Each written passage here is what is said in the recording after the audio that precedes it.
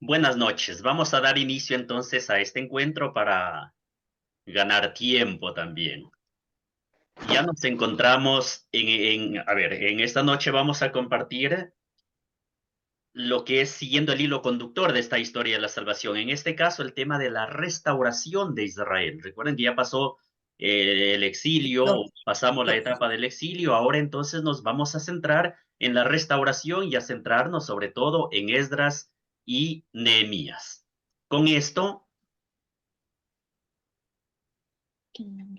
a verla. Sí, me confirman si se confirma la diapositiva, se visualiza. Sí, sí se puede bien. visualizar, Perfecto. doctor. Entonces, la restauración empieza con Ciro, o sea, con la política religiosa de Ciro, que a diferencia de otros soberanos como lo fueron en Babilonia y Asiria, en cambio Ciro adoptó una política de apaciguamiento, tolerancia y respeto hacia los pueblos vencidos. Muy importante esto.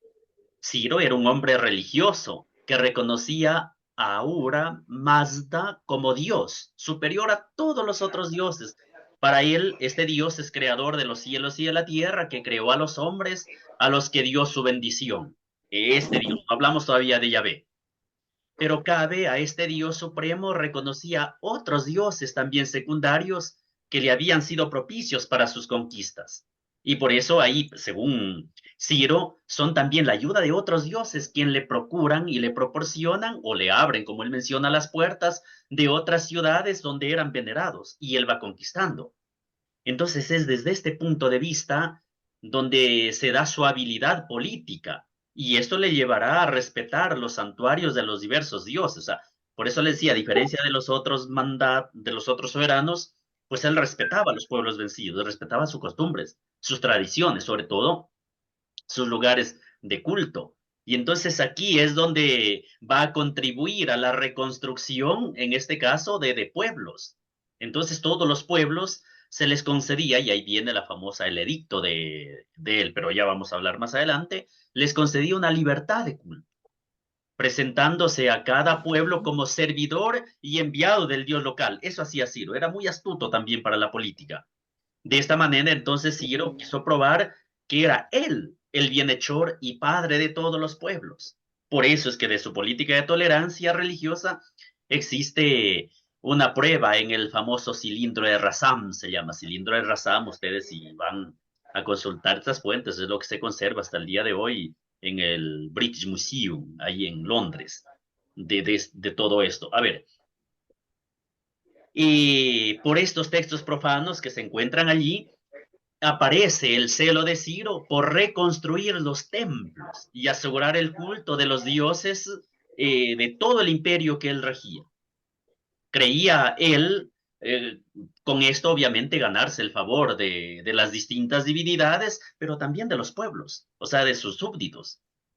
Y ahí es donde el autor del cilindro arriba mencionando eh, que Ciro, como soberano providencial enviado por Marduk, se denomina así. Y aquí es donde entra en acción Isaías, que celebra en términos parecidos la elección de Ciro por parte de Yahvé. O sea, ¿qué dice Isaías 41:25? Yo le he suscitado del septentrión y ya llega llamado por su nombre del lado de Levante. Esos son como los profetas ven a las manifestaciones de Dios. Yo digo a Ciro, tú eres mi pastor, él hará lo que yo quiera. Yo digo a Jerusalén que será reedificada y que su templo será reconstruido. Isaías 44:28, también 45:1-4.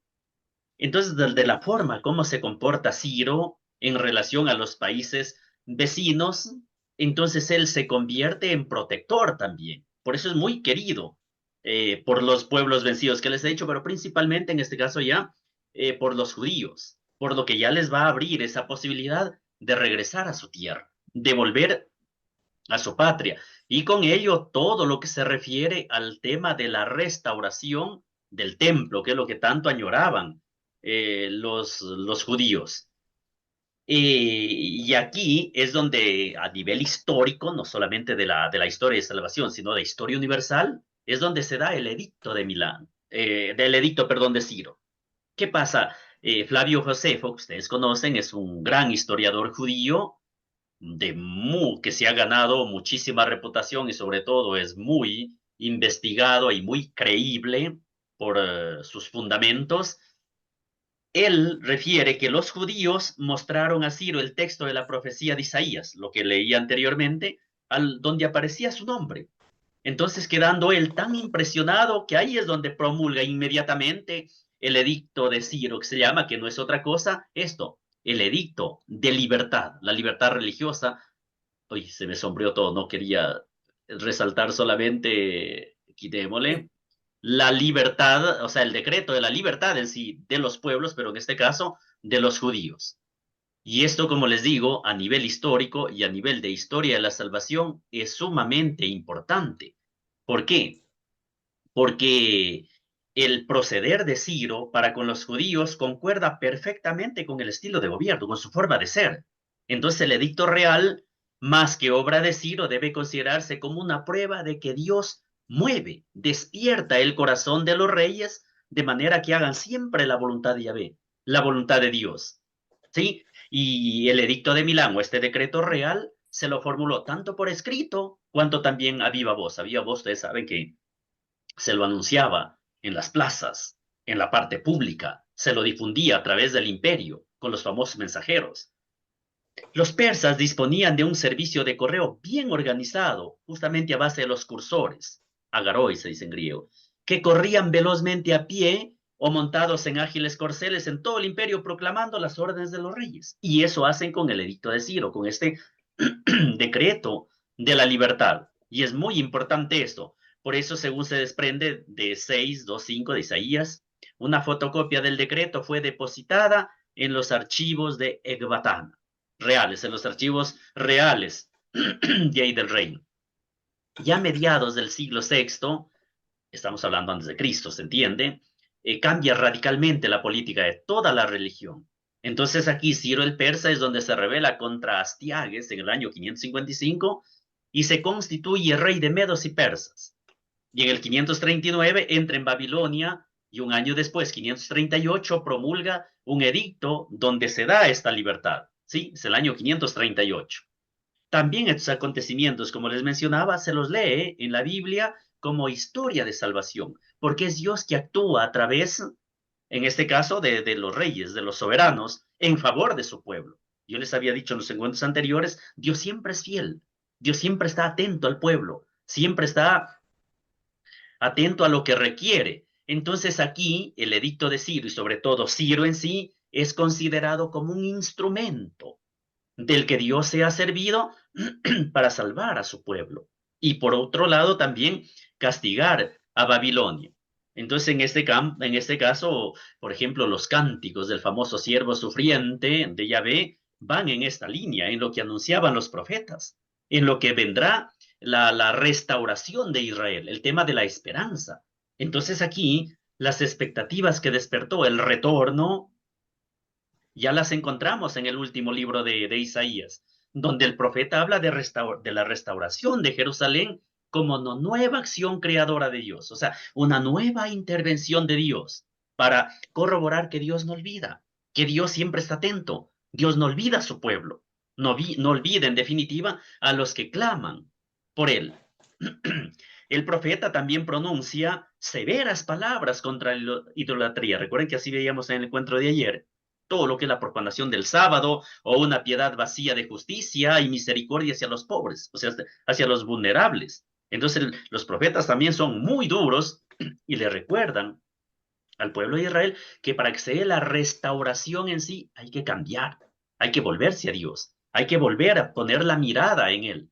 Por eso las palabras en esta parte del libro de Isaías y en otros pasajes hacen reverencia inmediata a este retorno del pueblo, esta vuelta del destierro, ¿sí?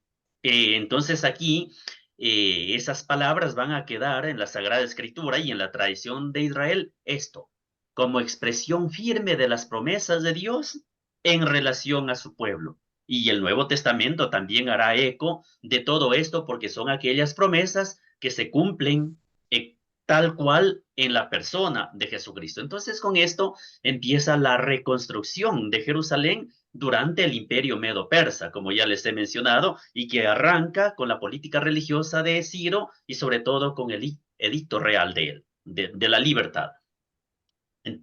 La reconstrucción en sí de Jerusalén se lleva a cabo, o sea, lo primero, o la primera tarea, lo Disculpe, primero, doctor, ¿podría subirle un poquito el volumen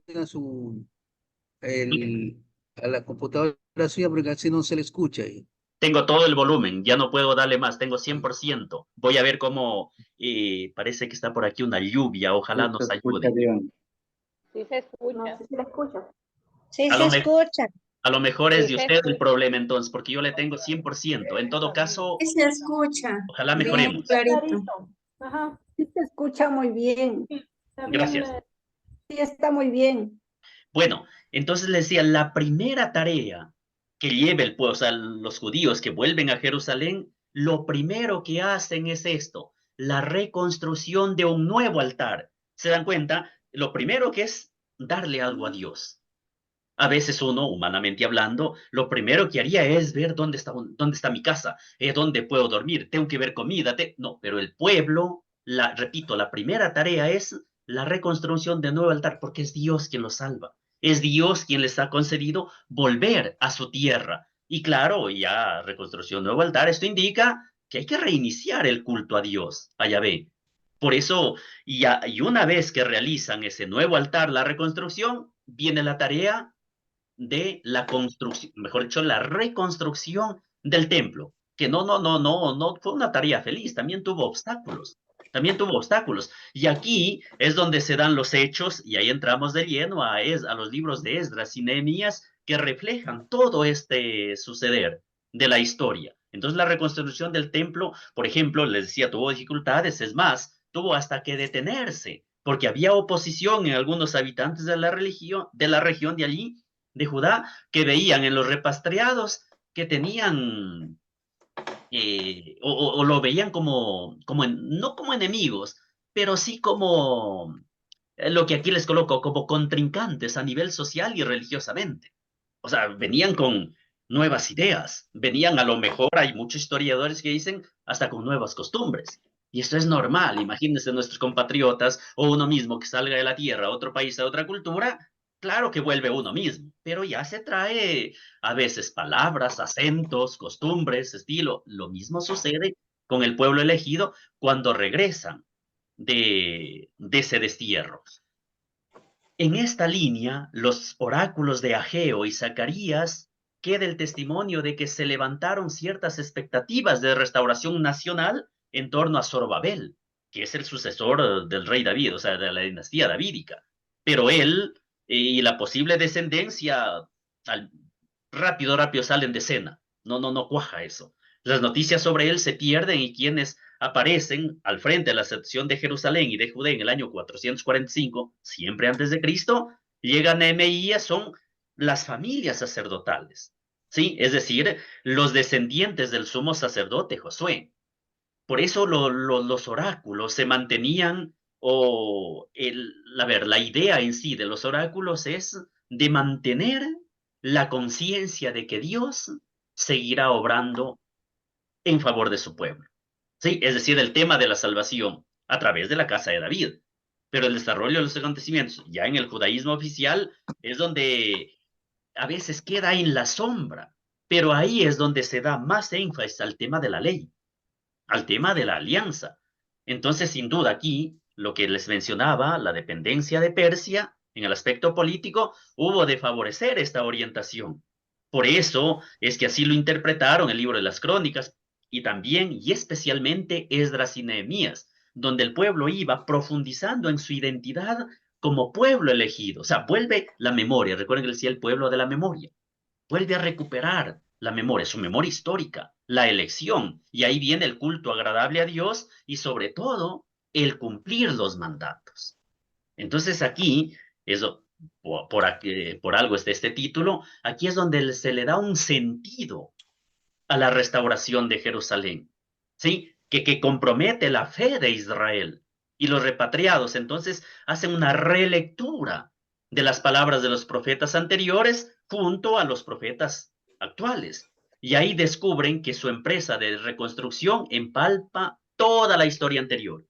Por eso hay que recordar toda la historia. Y es donde ya se va llamando el resto de Israel. Y aquí es donde Yahvé asegura nuevamente su presencia en medio del nuevo pueblo, esa pequeña comunidad, gracias a la reconstrucción de su casa, o sea, la reconstrucción del templo. Entonces eso es muy, muy importante, como yo les decía, porque el templo es el centro religioso, es el centro de identidad nacional, es el centro donde los judíos le dan muchísima importancia. Por lo tanto, recuperación e importancia a la celebración de la Pascua es clave en el pueblo judío. Esdras 6 y 6:22, incluso ahí lo narra muy bien, con lo cual la comunidad de repatriados directamente con la comunidad inicial de Israel y ahí recuerdan, rememoran esa Pascua del Éxodo. Sí, esa Pascua del Éxodo, donde ahí vuelven a leer, por ejemplo, el texto de Zacarías 7:8 dice, ellos serán mi pueblo y yo seré su Dios. ¿Sí? Entonces, en todo este marco es donde entra la reforma, que aquí se coloca la reforma de Nehemías y Esdras. El primero, Nehemías. Ya el nombre significa Nehemías, Dios consuela. ¿Sí? Este nombre lo llevó el hijo de Hacaía, judío y copero del rey de Persia. Nehemías fue uno de los más enérgicos, o sea, los que más trabajaron en la comunidad posexílica. Ya en el año 20 del reinado de Artajerjes, en el año 45, ¿por qué está de esta de más? Antes de Cristo, es que se dirige a Jerusalén con la autorización de la corte persa para reedificar los muros de la ciudad. Sí, por eso cuando llega a Jerusalén como gobernador, reconstruye la muralla de la ciudad para defenderla de todo ataque. Y ahí es donde encuentra también oposición dentro y fuera de la ciudad, como dice Nehemías 4:13-23, pero Nehemías logra realizar esta reconstrucción de las murallas, logra su propósito. Al mismo tiempo, lleva a cabo, y esto es lo que más se destaca de Nehemías, lo que es la famosa reforma religiosa. ¿Sí? ¿En qué consiste la reforma religiosa?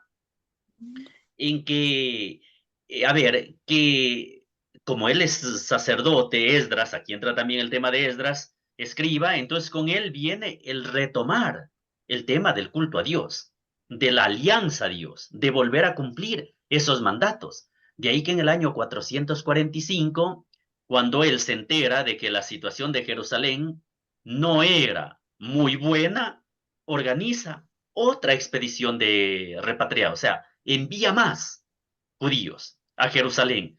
Y el estado en que se encuentra la ciudad, claro, es, como dicen los textos sagrados, es paupérrima, o sea, realmente lamentable. Las murallas de Jerusalén siguen derruidas. Muchos de los primeros repatriados han tenido que venderse como esclavos, claro, porque no hallaron una tierra que mana leche y miel, o sea, pasaron penurias. Y eso, como uno se toma de la realidad, incluso actual, contemporánea, cuando hay desplazados, cuando hay migraciones, no hay bienestar, no hay inmediatamente riquezas. Entonces ahí tuvieron que sufrir muchísimo, muchísimo. ¿Para qué? Porque se endeudaron, entonces tenían que pagar esas deudas para alimentarse, para reconstruir o construir una casita, y quienes les prestaban, pues los mismos judíos. Entonces por eso hubo malestar, división también entre ellos, desde su misma raza. Algunos sumos sacerdotes también se emparentaron con familias extranjeras. Los sacrificios del templo no tienen dignidad por la falta de medios. Entonces ahí es donde se da cuenta que hay que hacer una Nehemías, una reforma religiosa y social. O sea, hay que restaurar también eso, no solamente la parte material física, sino también la moral del pueblo, ¿sí? Las costumbres del pueblo. En este contexto es donde entra el profeta Malaquías y donde se hace eco de aquel estado de las cosas en sus oráculos contra los sacerdotes, contra los matrimonios mixtos y los divorcios y contra quienes defraudan con el diezmo. Sí, el tema de la usura. Y anuncia, y sí, la venida del Señor a su templo y el juicio divino sobre quienes están obrando de manera negativa, mala. Por eso ahí entonces me van a ir entendiendo que Nehemías reconstruye ante todas las murallas de Jerusalén venciendo estos obstáculos. Después hizo que los ricos, los terratenientes, perdonasen las deudas a sus hermanos y les devolviesen las tierras confiscadas, de modo que éstas pudieran trabajarlas de nuevo y salir adelante. Por eso les digo, la reforma de Nehemías es sumamente importante, porque no es solamente del templo, del culto, sino tiene que ver también con la familia, con la parte social, con la parte económica.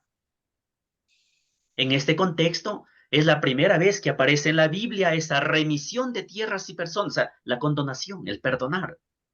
Y no sin que Nehemías tuviese que forzar a hacerlo, o sea, se impuso como autoridad. Y entonces, por eso establece también que en adelante los israelitas no contraigan matrimonios mixtos, para que no haya problemas, que se pague un tributo fijo para el templo y que se controle la recogida de las primicias para los sacerdotes y levitas, o sea, que se coopere, se colabore, pero sin todo el pueblo se compromete ante Dios a cumplir estas normas, a ayudar en esta restauración. Por eso el pueblo, o sea, en ese momento se consideran pueblo los que han vuelto del destierro. Eso se consideran como pueblo, sí, sin mediación ya del rey. Y en ese contexto es donde el pueblo directamente renueva la alianza con Dios. Y ahí es donde se compromete a cumplirla. En este sentido, entonces, Nehemías es donde organiza la repoblación de Jerusalén y por eso vuelve a Babilonia el 433, donde todo, a ver, para Nehemías parece que ya todo quedó en orden. De Israel quedaba excluido todo extranjero y Jerusalén había sido convertida ya en capital y punto de referencia para todo el pueblo judío, donde quiera que se estuviesen, estén en Jerusalén o fuera de ella, Jerusalén es la capital. Pero todas aquellas normas, obviamente, no son fáciles de cumplirlas. A veces por la efervescencia o a veces por la motivación del momento, sí, estamos de acuerdo, pero ya en el día a día es difícil. Entonces, Nehemías tiene que regresar de Babilonia a Jerusalén otra vez y tuvo ahí que expulsar de allí a algunas personas influyentes, como un tal Tobías, que se le opuso desde el principio incluso a un sumo sacerdote. Es decir, tuvo que batallar contra su mismo pueblo para que se cumpla lo que se propuso como pueblo y sobre todo esta famosa reforma religiosa. ¿De acuerdo? Con esto, en cambio, pasamos de Nehemías, pasamos a Esdras, al libro de Esdras. Y claro, Esdras es considerado como el padre espiritual del judaísmo. A ver, si Nehemías construye la parte, llamemos material, física, Esdras es la parte espiritual porque era sacerdote, ¿sí? Era sacerdote. Es más, su genealogía se remonta hasta el propio Aarón, según Esdras 7:1-5. Y él, Esdras, fue comisionado por Artajerjes, quien le entregó por escrito, cuyo texto conserva aún la tradición aramaica. En él se autoriza, o sea, se autoriza, ¿qué cosa? Regresar al país de sus antepasados, volver a Jerusalén, volver a formar, a constituir esa comunidad religiosa y jurídica israelita. Esdras 7:14. Entonces, con el permiso del rey persa que da a los judíos la ley del Dios Altísimo como su estatuto jurídico. Y ahí se presenta el texto de Esdras 7:12-14 que dice, Artajerjes, rey de reyes, al sacerdote Esdras, secretario de la ley de Dios del cielo, paz perfecta, etc. Estas son mis órdenes. Todo aquel que en mi reino pertenezca al pueblo de Israel o a sus sacerdotes o sus levitas y quiera volver a Jerusalén, puede partir contigo, ya que el rey y sus 7 consejeros te envían para inspeccionar a Judá y Jerusalén en lo referente a la ley de tu Dios que está en tus manos. Se dan cuenta entonces cómo tiene ese permiso del rey para que vuelva, para que vaya Esdras a Jerusalén, a continuar con esa restauración. El libro, y eso ya aquí simplemente es como una indicación que les coloco, porque cuando se estudia bíblicamente ya estos textos, me refiero bíblicamente ya como materia en sí, no tanto como historia de salvación, ahí ustedes se van a dar cuenta que se divide en 2 grandes partes, el libro de Esdras. La primera parte es el regreso de la cautividad de Babilonia, es decir, los capítulos 1 al 6, y la segunda parte es el ministerio de Esdras, que es el capítulo 7 al 10. No es muy largo el libro de Esdras. Entonces, la primera parte después de señalar lo espléndido que es el rey, Esdras refiere la primera caravana que lidera él, ¿sí? Bajo Zorobabel, que es Sesbazar, donde señala que las familias que componían este primer contingente de repatriados y cuenta las incidencias que acompañaron y siguieron a eso, sobre todo en el tema de restaurar el altar de los holocaustos, el templo en sí de Jerusalén y la dedicación de él. En cambio, en la segunda parte, como ya lo mencionaba, es lo central, donde ahí él señala su ascendencia sacerdotal, su viaje en sí, pero sobre todo el ministerio que realiza en favor del pueblo. Entonces aquí lo que él presenta es, y ustedes aquí les he reportado, por está en letra muy pequeña, los primeros 4 versículos del libro, que se titula una coyuntura providencial, es la providencia de Dios. Ahí dice, aquí, estos números no son citas, son los versículos. El año primero de Ciro, rey de Persia, para que se cumpliese la palabra de Yahvé por boca de Jeremías, profeta, excitó Yahvé el espíritu de Ciro, rey de Persia, que hizo pregonar de palabra y por escrito por todo su reino. ¿Qué hizo pregonar esto? Así dice Ciro, rey de Persia. Yahvé, Dios de los cielos, me ha dado todos los reinos de la tierra y me ha mandado que le edifique casa en Jerusalén, en Judá. ¿Quién hay entre vosotros de todo su pueblo? Sea Dios con él y suba a Jerusalén que está en Judá y edifique la casa de Yahvé, Dios de Israel. Él es el Dios que está en Jerusalén. Y en todo lugar donde habiten restos del pueblo de Yahvé, ayúdenles las gentes del lugar con plata, oro, utensilios y ganados, con dones voluntarios para la casa de Yahvé que está en Jerusalén. A ver, es el texto literal del libro sagrado de Esdras. ¿Qué significa? Que la reconstrucción que se dio de Jerusalén no es solamente eh, de los propios judíos, o sea, con dinero, con aportación de los propios judíos, lo es, pero es también de todo el reino. Por eso ahí va el mandato de Ciro, es que donde haya judíos, que vayan a Jerusalén, que colaboren y que la gente del lugar lo haga. Entonces empieza el libro por señalar primero la fecha de ese decreto real. ¿Para qué? Para que se cumpliesen las palabras de Yahvé por boca de Jeremías. Entonces la providencia de Dios, Dios se sirve también de esos instrumentos, ¿sí? Entonces, ¿cuál es la misión de Esdras? Asimismo, como las reformas que hizo Nehemías, Esdras incide directamente en la parte religiosa, yo le decía en la parte espiritual del pueblo, porque era un sacerdote que viene también de Babilonia, la parte de Nehemías, sobre el año 398 antes de Cristo. Por eso es que aquí es donde él tiene un ministerio muy importante. Que repito, que así como Nehemías hizo la parte material, Esdras se centra en conservar aquello, pero sobre todo en la parte espiritual, es decir, de no olvidarse de Yahvé, de no olvidarse de la alianza, de no olvidarse, en definitiva, del pacto que el pueblo hizo en relación a Dios. Por eso es que Esdras, cuando llega a Jerusalén, con muchos de sus coterráneos, ahí lleva con él, o sea, consigo, la ley, ¿sí? Tal como había sido redactada por los deportados en Babilonia. Entonces es una ley reconocida por el rey Artajerjes II, a quien Esdras da el título de escriba de la ley de Dios del cielo, y le encomienda imponer a todos los judíos que viven en esa parte del Éufrates. O sea, también se cumple ahí la ley. Y claro, Esdras lleva a cabo celosamente esta misión, ¿sí? Y ahí es donde él también va a entender que la mayor infidelidad de Israel son los matrimonios, ¿sí? Con las personas de raza no judía. Y manda a aquellos que se encuentren en esta situación que despidan tantas mujeres como hijos. Es muy duro también Esdras. Y así se hizo tras una detenida investigación, no sin la oposición de algunos. Es muy importante esto. Por eso es que después interpretó la ley ante todo el pueblo, es decir, cómo hay que cumplir para que no hayan vicisitudes, no hayan divisiones y sobre todo no se transgreda esa ley sagrada de Dios. Con Esdras, por lo tanto, la ley traída de Babilonia y aprobada por el rey de aquel país se impone como ley de Estado para todos los judíos. Y es al mismo tiempo la ley para Dios. ¿Sí? Eso es importante en esta misión de Esdras. A partir entonces de aquel tiempo, el judaísmo oficial queda definido por la centralidad del templo y de Jerusalén en sí, para todo judío. y el cumplimiento de la ley de Moisés prescrita por Esdras y la pertenencia a alguna de las familias que volvieron del destierro, se mantenga lo que se denomina la pureza de sangre. Y así es como la narración de la historia de Israel que ofrece el libro de las Crónicas, frente a lo que encontramos en los libros de los reyes, da a entender que una vez reconstruido el templo y restablecido el culto que instituyó David, el pueblo vive según ya la propia identidad religiosa. Se cumple la ley, se respeta a Dios.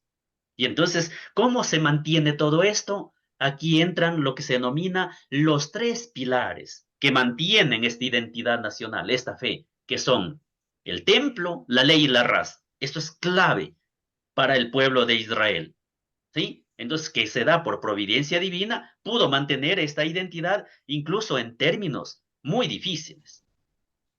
Ya para ir concluyendo esta parte, las reformas de Esdras entonces tampoco estuvo exenta de dificultades. También tuvo muchísimas situaciones delicadas, difíciles, el mismo tema de los matrimonios mixtos, que era muy, muy tremendo, es más, se consideraba una aberración inclusive. Entonces, reunidos, los más ancianos de la comunidad se acordó en asamblea pública respetar las sagradas costumbres de los mayores, consiguiendo en el curso de pocas semanas que el pueblo se comprometiera a cumplir lo pactado y preceptuado por la ley, ¿sí? Entonces ahí es donde se da el tema de mantener la alianza con Dios, ¿sí? Entonces, y es así como ya a nivel de conclusión, digo, de esta gran temática, ya la parte sociopolítica, ya la idiosincrasia étnica, todo eso va en relación a la adhesión a la ley de Moisés, a la ley mosaica. Entonces, el cumplimiento de lo que prescribe la ley, o sea, la Torá, es que se convierte en un signo indeleble de la pertenencia al pueblo elegido. Y en este contexto es donde Esdras supuso una renovación de la alianza del Sinaí, ¿sí? Donde se reactiva así el yadismo, que se llama muy importante. Entonces podemos concluir que la reforma de Nehemías y de Esdras implantó la hegemonía de la ley, de la Torá, ¿sí? El centro de la comunidad religiosa va a ser el sacerdocio y el culto en el templo. Y en el culto la comunidad vive su esencia, sintiéndose la Asamblea Santa. Asamblea Santa que en hebreo se dice Cajal, este término. Cajal significa Asamblea Santa, o lo que después será iglesia en el Nuevo Testamento, que es la Asamblea Santa congregada en el nombre del Señor. ¿Sí? ¿Se me va entendiendo esto, queridos hermanos? ¿Sí se entiende? Sí, doctor. Bueno, Sí. bueno, me alegro, me alegro. Y si están despiertos, mejor todavía. Eso nos va a ayudar Sí, más. Sí, estamos despiertos. Bueno, bueno, entonces, ¿se dan cuenta cómo Estamos atentos. Muy bien, muy bien. ¿Se dan cuenta? Ahora pasamos a otro tema. A ver, yo sé que les voy pasando temas, pero es todo historia de la salvación. ¿Se dan cuenta cómo hemos pasado ya varios imperios? Empezamos con la creación, con la elección, ya está, por ejemplo, el imperio así, el imperio asirio, el imperio babilónico, el tema ahora pasamos la revuelta de los macabeos. Sí, la revuelta de los macabeos, en este caso ya es con el imperio griego. Eso tengámosle presente. ¿A qué nos referimos? Y está el tema de la revuelta, por algo está así, de los macabeos, es muy, muy importante en la historia de la salvación, porque ya en el siglo segundo antes de Cristo, más de 800 años después de que Israel quedara dividido en los reinos, recuerden cuando hablamos, reino del norte, reino del sur, los macabeos crearon una nación nueva e independiente, ¿sí? Donde se podía practicar el judaísmo puro, libre de es decir, el tema de la ley, el tema de la alianza. Por eso la victoria de los macabeos puso fin a la influencia de los seleucidas en Palestina y dio una autonomía al pueblo de Israel que después se vendrá, después del imperio asirio, ustedes saben bien, el imperio romano, y ahí ya entramos al Nuevo Testamento, o sea, Jesús. Pero quedémonos aquí con los macabeos, dentro del imperio griego. La palabra en sí, macabeo, se encuentra en los manuscritos más antiguos. De hecho, el título Macabaion, macabeo, se lee en los códigos sinaítico y alejandrino. En el primero, en el sinaítico, en el códice sinaítico, aparece la forma antigua Macabaicón, se dice. Pero desde fines del siglo II, los autores eclesiásticos griegos designaban los dos primeros libros con el título de Ta Macabaicá. No se me compliquen con los términos, sí, no se me compliquen con los términos. Ahí lo importante es que por primera vez este nombre se da a Judas, no Iscariote, no Judas el apóstol, no, estamos hablando de Judas Macabeo. Cuidado, se me confundan con el Nuevo Testamento. Pasando luego por extensión a todos sus hermanos y sucesores a partir de Judas Macabeo. ¿Sí? Entonces aquí les hago un recuento del término, de la palabra, pero en líneas generales se ignora su nombre, o sea, a quién mismo se debe. Por el libro puede colegirse que fue un judío de Palestina, que conocía muy bien la topografía del país y sobre todo la forma como está escrita el libro de los Macabeos. Se entiende que quien lo escribió es muy versado, muy culto en la lengua bíblica y además es gran admirador de la familia Asmonea. Ya les voy a explicar más adelante la familia Asmonea. Desde el padre hasta el último miembro de la familia que el autor conoció. Sí, los Macabeos por razón de minuciosidad histórica de que se hace gala, este libro, esta parte, se cree que fue testigo ocular de la mayoría de los hechos que refiere y que siguió de cerca y con entusiasmo todos los esfuerzos de los macabeos para el triunfo de la causa del judaísmo ortodoxo, o sea, de la fidelidad a Dios, de la fidelidad a la ley. Y esto, como les digo, es muy importante tenerlo en cuenta. Nada se sabe de su condición. Unos suponen que pertenecía a la casta sacerdotal, otros también lo niegan. Para unos fue de ideas y tendencias saduceas. Sí, aquí están los autores que defienden eso. Para otros, un filo fariseo, o sea, un amigo de la línea farisea. Lo cierto es que no oculta su simpatía por la dinastía Asmonea. Según él, nadie puede suplantarles en la dirección de la guerra, o sea, para liberar a Israel de todo aquello que les impida estar allí. ¿Cuál es el carácter histórico? Y en este sentido sí hay que ser enfáticos. No se ha puesto objeciones graves contra el valor histórico del libro en todo su conjunto. De hecho, es todo el libro de los Macabeos por los grandes expertos y estudios considerado como histórico. Puede discutirse uno que otro pasaje, alguna cosa, pero en general es histórico. De hecho, con un rápido bosquejo histórico, por ejemplo en 1.1.10, señala el autor la raíz de la situación política y religiosa de Palestina, contra la cual ahí es donde se levanta la dinastía Asmonea. Es decir, este resumen histórico ocupa todo el capítulo primero, y esto sí es importante. Para ir entendiendo esto, recordemos que el dominio persa fue muy bueno para el resto de Israel. Lo que acabé de desarrollar el tema anterior, el dominio persa, hablamos con Ciro y todo esto, el regreso.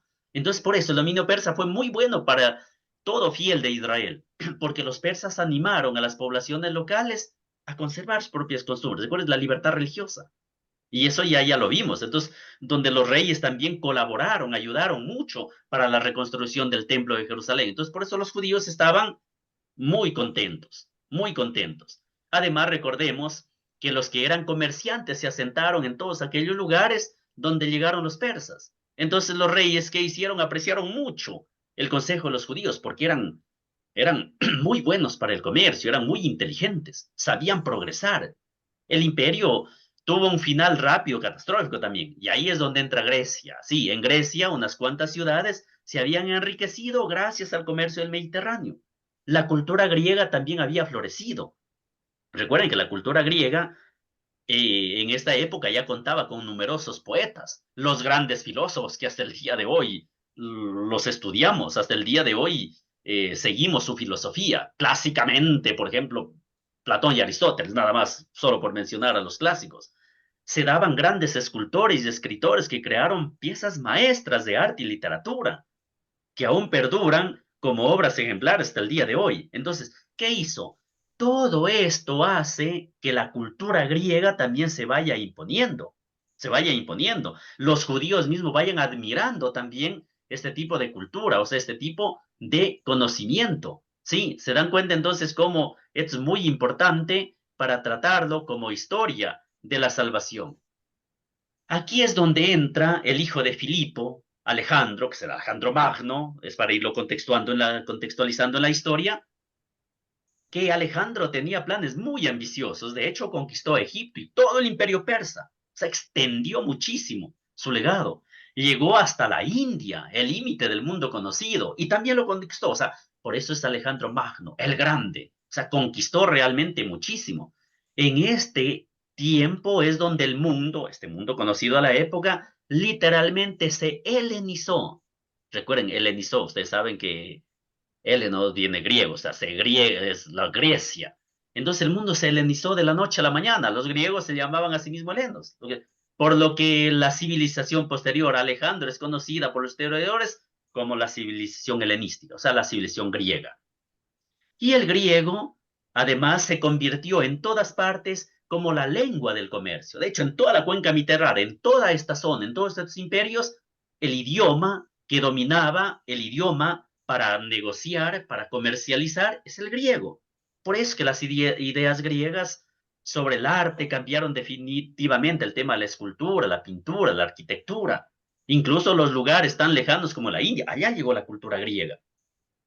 En todo el Mediterráneo oriental surgieron templos y bibliotecas griegas, porque recuerden que el griego es el conocimiento, es la cultura. Todo aquel que quería estar al día comenzó a vestir y a comportarse a la manera griega. O sea, la cultura griega helénica se impuso en esta época. Sabemos que Alejandro Magno, o sea, Alejandro murió muy joven sin dejar sucesor. Tras muchas guerras civiles, su imperio se dividió en tres partes. Un soberano se quedó en Grecia, otro en Egipto y otro en el viejo imperio persa, porque era vastísimo el imperio conquistado por Alejandro. Los gobernadores griegos de Egipto fueron los Ptolomeos, ¿sí? Siendo ahí Cleopatra la figura que más se destaca, la última y más famosa de esta dinastía, ¿sí? De los griegos en Egipto, los Ptolomeos. Los Eleusidas gobernaron el antiguo imperio persa, incluyendo Siria. Entonces, ¿qué pasó con Palestina en toda esta situación? Se quedó en medio, ¿sí? Al principio perteneció a los Ptolomeos, es decir, a Egipto, a los griegos, pero después la conquistaron los Seleucidas, es decir, el antiguo imperio persa, que estaba incluida Siria. Tal como había ocurrido con Babilonia y Egipto, había facciones en Jerusalén que apoyaban a una de estas dos potencias. Tampoco faltaba quien se consideraba suficientemente inteligente como para intentar enfrentar en sí a los dos imperios. Entonces, la cultura griega, repito, la cultura helénica, es la que dominó en todo este territorio y en este tiempo. Los judíos fieles se sentían profundamente ofendidos cuando veían a jóvenes judíos, ¿se entiende?, llevando sombreros griegos, acudiendo a fiestas helénicas, a la cultura griega. Pero hasta el reinado del rey Seleucio Antíoco IV, los judíos que lo deseaban podían adorar a Dios en paz, sí, pero al Dios verdadero. Antíoco IV se hacía llamar a sí mismo Epífanes. Recuerden que es Antíoco IV Epífanes. Epífanes es una palabra griega que significa Dios se manifiesta, pero como Antíoco IV tenía también, no lo quería, en un lenguaje nuestro no lo querían, no era bien visto, entonces algunos lo llamaban no Epífanes, sino le llamaban Epímanes, también griego, que traducido significa fuera de mente, hasta loco. Claro, jugaban fonéticamente con el término. Es más, hasta sus más fieles cortesanos se sentían avergonzados por la conducta de Antíoco IV. No podían soportar ver al rey del imperio más grande del mundo que se presentaba en escenarios, por ejemplo, de un teatro público para bailar danzas lascivas. O sea, su conducta era terrible. Y entonces la mayor ambición de Antíoco era que todo su gran imperio fuera griego. Sí, la cultura griega y su religión debía implantarse en todas las provincias. Y ahí tuvo serias dificultades. Por eso es que bajo su gobierno, Antíoco, el sumo sacerdote judío, era también el que desempeñaba un poder secular. Era un puesto que realmente entrañaba muchísimo poder. Y ante esta situación, Antíoco vendió para ser sumo sacerdote al mejor postor. Es más, históricamente se conoce que el que ganó le ofreció a Antíoco 440 talentos de plata. O sea, para entender esto, hermanos, es como que si un poderoso de aquí de la tierra vendiera el papado, o sea, que alguien sea papa, y entonces alguien lo compre. y sea papa, sea pontífice. Es el sumo sacerdote. Entonces, eran literalmente toneladas de dinero. Es más, se dice alrededor de 16 toneladas, para ser más precisos. Sí, o sea, vendió. Entonces, esto, y también como Antíoco era tremendo para esto, dice que hasta incluso los sacerdotes se unieron a esta diversión, a estas tareas, etcétera, etcétera, iban a ver los combates, o sea, era una degradación también a nivel social.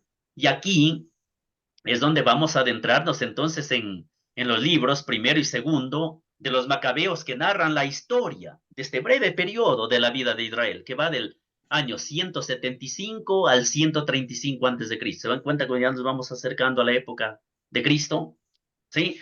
Entonces los libros insisten en el carácter religioso de la lucha, sí, en tener a Dios como referencia, que solo de Dios puede venir la ayuda. De hecho, el libro primero de los Macabeos empieza haciendo una presentación del imperio griego, de Alejandro III Magno y de la muerte de este, que iba a crear la situación política por todo lo que se ha dado. Y ahí el autor seguidamente da un salto de 131 años, se sitúa ya en la Mesopotamia, del 135 a.C., cuando Antíoco IV de Siria sucede a su hermano Seleuco IV. Y entonces allí es donde viene Antíoco IV. Aquí es donde la historia, después de 200 años de ocupación persa, Israel pasó a estar ya ocupada por el imperio griego, ¿sí? Por el imperio helénico, ¿sí? Y entonces aquí, que pertenece, o sea, Israel pasa a pertenecer en un principio al reino griego, los Ptolomeos le decían Egipto, y poco después a Mesopotamia.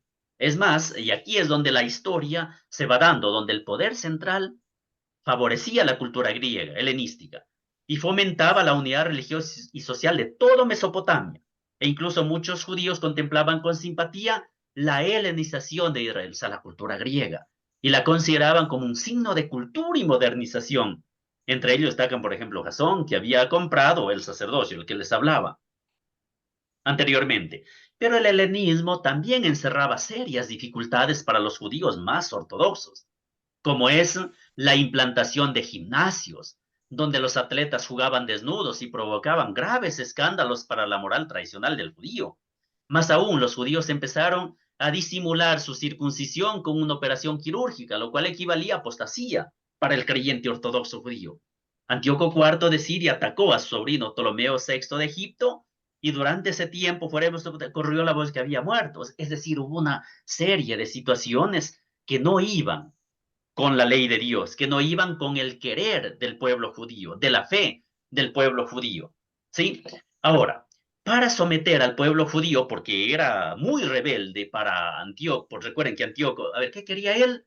En todo el imperio, imponer la cultura griega. ¿Qué significa la cultura griega? Imponer sus dioses, sus ritos, sus creencias, su comida, sus costumbres, su modo de vestir, etcétera, su modo de comportarse. Por eso el tema de los gimnasios, el tema de los teatros, el tema, etcétera, etcétera, etcétera, de los bacanales, y eso el pueblo judío no lo aceptaba. Y entonces ahí Antíoco quería a toda costa imponerse sobre ellos. Y entonces allí es donde entra la parte religiosa, donde se da un decreto de Antíoco IV, donde suprime todo el culto en el templo de Jerusalén, ¿sí? Es la supresión de todo el culto en el templo de Jerusalén, la abolición del Shabbat, del sábado, y las demás fiestas judías, prohíbe la circuncisión, prohíbe el uso de animales impuros en los sacrificios y la construcción de lugares de culto idolátrico, ¿sí? Por eso, una fecha exacta, el 7 de diciembre de del 167 a.C., llegó a su cenit la profanación del templo de Jerusalén, pues Antíoco IV ordenó instalar en él un altar idolátrico, justo encima del altar de los holocaustos. O sea, fue terrible, esto fue una profanación. No se aceptó esto por el pueblo de Israel. Entonces aquí todo Israel se paganizó. Y en las plazas de toda su localidad se construyeron altares idolátricos y se ofrecía incienso a las divinidades colocadas en las puertas de las casas. Todo se hacía en nombre de la unidad del reino. ¿Sí? Pero más que esto, cumplirlo por la unidad del reino, la razón principal era esto. Era el miedo a oponerse a la tiranía de Antíoco IV.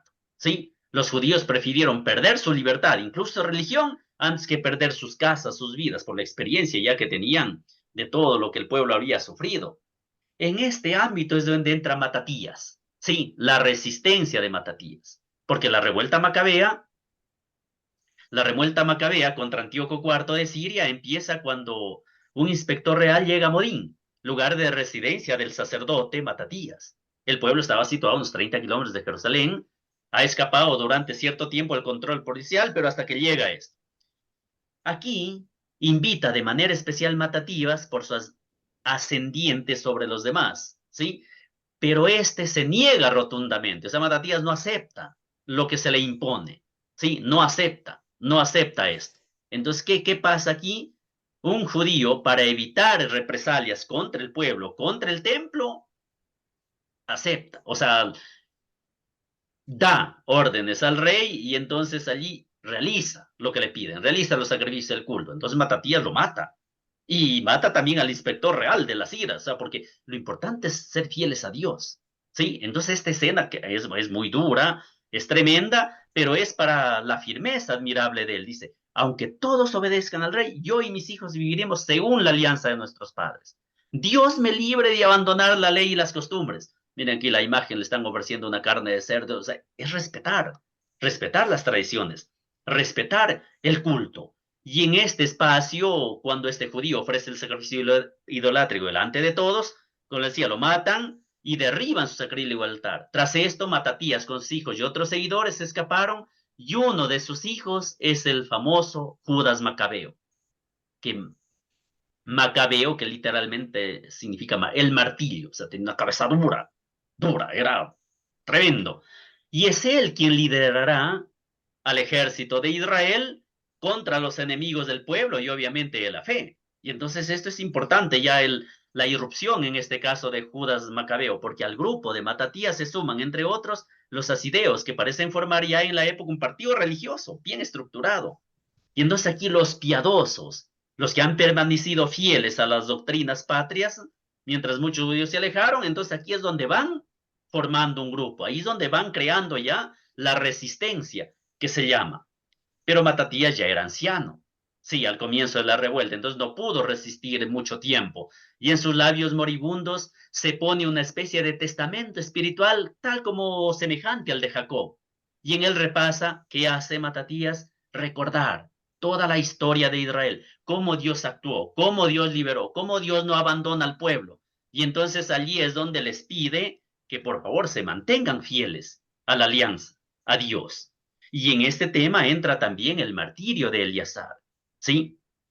Eleazar, el martirio de Eleazar, recuerden, es el primero en la Sagrada Escritura que lo narra con precisión. Eleazar era uno de los eminentes escribas, hombre ya anciano, 90 años, ¿sí? Que abriéndosele la boca por la fuerza se le quiso obligar a comer cerdo, lo que estaba prohibido por la ley de Moisés. Entonces él no acepta y por eso ahí viene su martirio. Entonces, ¿qué significa lo que él mencionaba? No, yo no puedo fallar a Dios. Es más, yo ya anciano tengo que ser ejemplo para los más jóvenes. No puedo darles mal ejemplo, entonces tengo que ser fuerte para que ellos puedan también resistir. Entonces es importantísimo el testimonio del anciano Eleazar y sobre todo el martirio que se da para mostrar la fidelidad a Dios, incluso en situaciones de muerte, en situaciones donde no hay más que hacer. De hecho, uno de los, San Juan Crisóstomo, uno de los padres de la iglesia, llama a Eleazar protomártir del Antiguo Testamento, ¿sí? Por su testimonio, por su apego a la ley. Y con esto voy cerrando para dar paso a la pausa ya, ¿sí? Que son unos cuantos minutitos nada más, que recuerden que el libro de los Macabeos son los 7 hermanos, ¿sí? Los Macabeos, los 7 hermanos. Entonces, cuando se concluye el relato del anciano y del martirio de Eleazar, su testimonio de entereza y virtud, el libro de los Macabeos nos ofrece esto, de los 7 hijos. Y aquí sí, si ustedes toman la lectura, yo sé que lo han leído, pero se lo vuelven a leer, es terrible la situación, terrible me refiero porque se lo describe el relato realmente, se lo hace con una lucidez y una valentía, y esto, a ver, esto se da en esa persecución de Antíoco, el loco, el Antíoco IV de Siria, ¿sí? Entonces, para muchos judíos se resistieron a esa abominación que era de imponer, o sea, de tratar de quitar, de hecho lo hizo, suprimir el culto, los sacrificios, etcétera, etcétera. Entonces allí, ellos, ¿qué hacen? Mantenerse fieles a la alianza, mantenerse fieles a Dios. Por eso, con el martirio de los 7 hermanos macabeos, le iban arrancando a ella, y que entra el tema de la madre, ustedes saben la madre, que es muy importante también en esta escena. Es más, a ella aquí con lujo de detalle se dice que ella, tan valiente, tan fuerte, ya va a recordar, los textos no lo dicen, ni tampoco no, el tema de la madre, eso recuerda también a María en la cruz, o sea, ante el sacrificio de su hijo, en este caso el sacrificio de sus 7 hijos. ¿Por qué? Porque ella los había visto morir uno a uno, en medio de una espantosa carnicería, la lengua, las manos, los pies, que los realmente terrible. Y luego así, manando sangre, despojos humanos, etcétera, etcétera, la caldera, el aceite hirviente, pero eso sí, el libro sagrado es muy enfático cuando dice, muy valientes, erguidos y animosos eran ellos. Y ahí proclamaron su fe, cuando podían hablar, o es más, con palabras arrebatadas, cuando ya no había posibilidad de hacerlo. Entonces aquí, en esto del tema de los, se da lo que se llama la reacción de la madre de los macabeos, ¿sí? Y esta sí que es una magnífica catequesis de esta muy valiente mujer, mamá, sobre el poder y la misericordia de Dios, que es la fe íntegra, y que va más allá de la muerte. O sea, Dios, la misericordia y el poder de Dios va más allá de la muerte. Por eso es que ella anima a sus hijos a que vayan al martirio, pero esto con la esperanza de que Dios sabrá recompensar, ¿sí? Textualmente dice, Él, o sea, Dios, con su misericordia os devolverá el aliento, o sea, la vida. Entonces la narración de los macabeos, de este martirio de los 7 hijos y una madre, que les decía uno a uno los va viendo, dice, ella, ¿qué les dice? No fue la mamá, no fui yo quien os dio el espíritu y la vida, sino el creador del mundo, que modela al niño que preside su origen y el de toda cosa. Yo te llevé 9 meses en mi seno, te amamanté, te alimenté y te crié. Pero mira el cielo y la tierra y sepas que Dios hizo todo eso. Entonces la piadosa madre macabea es una hija de una criatura de Dios. Y por eso entiende que el Creador, como Él dio la vida, Él creó todo de la nada. Recuerden los relatos de la creación que hablábamos, Él mismo les va a devolver la vida. Y esto es muy, muy importante. Entonces, cree firmemente 2 cosas: que ese Dios creador nos ha revelado su amor paterno y que ese Dios amoroso nos ha fijado unas pautas de fidelidad que han de respetarse incluso en situaciones críticas, donde se corre en riesgo la vida. Y en este texto, recuerden que yo les hablaba en el primer encuentro de la creación, ahí es donde dice que Dios creó de la nada. Entonces, así como el rey Antíoco IV puede quitarles la vida, hijos míos, pero Dios, que crea toda la nada, Él les va a restituir la vida. Por lo tanto, es la primera vez en la Biblia que se afirma explícitamente esa creación ex nihilo, de la nada, que les decía en el primer encuentro. Y eso es lo que se da, pero a ver, esto de la creación de la nada es para mostrar y demostrar qué cosa: que la fidelidad en Dios tiene su recompensa, porque Dios no abandona. Eso, queridos hermanos.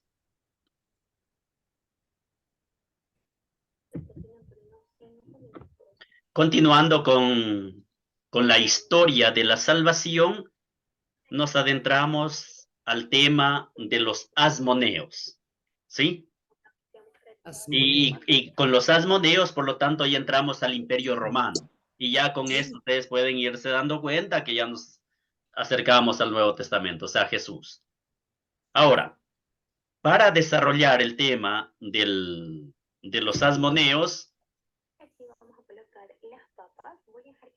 aquí esta diapositiva es un recuento rapidísimo desde los macabeos hasta Roma, por ahí ya estamos en el Imperio Romano, por lo tanto, del año 142 al 37 a.C.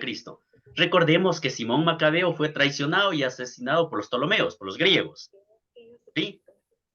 ¿Sí? Entonces aquí va a aparecer la figura de Juan Hircano, pero vamos desarrollándolo mejor. A ver, asmoneos o jasmoneos es la denominación adoptada por Flavio Josefo, este gran historiador judío que les he mencionado, para designar la dinastía judía de los macabeos. Eso para que claro, como el encuentro anterior, yo les puse la revuelta de los macabeos, y ahora los asmoneos, y ahora, ¿cómo es esto? No, ¿Quiénes son los asmoneos?